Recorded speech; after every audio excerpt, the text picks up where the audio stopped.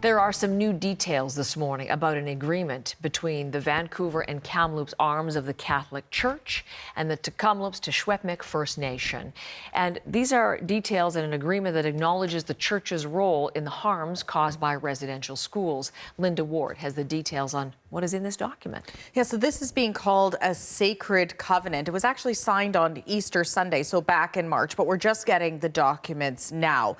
This was signed by the Kamloops to Secwépemc First Nation, the Archdiocese of Vancouver, as well as the Diocese of Kamloops. And it's basically a set of agreed upon truths about what actually happened at the Kamloops former residential school there. Ground penetrating radar in 2021 found 200 potential burial sites there. So this document really acknowledges the harms that happened in that school, the role the church played in that, and outlines the path forward towards reconciliation. It reads, in part, the Catholic Church now recognizes that the consequences of Indian residential schools were profoundly negative and have had a lasting and damaging effect on Aboriginal culture, heritage, and language. Yesterday, in a press conference, we heard from Cookbee Roseanne Casimir, who spoke about the significance of this document.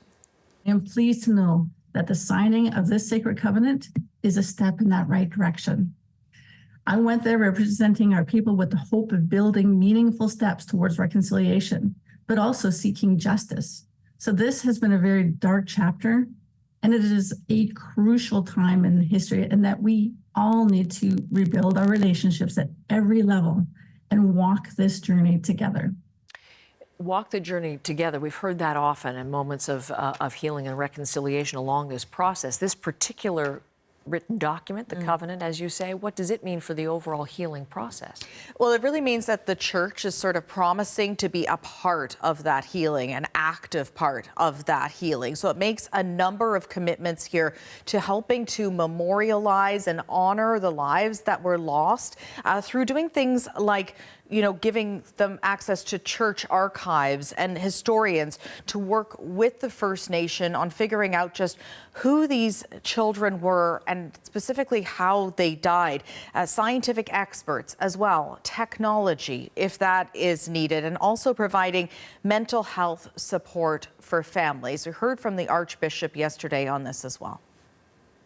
This sacred covenant, and we use the word sacred, is more than just a formal document, one of many that sort of are on bookshelves. It has become, and I hope will increasingly become, an instrument of further dialogue and accountability.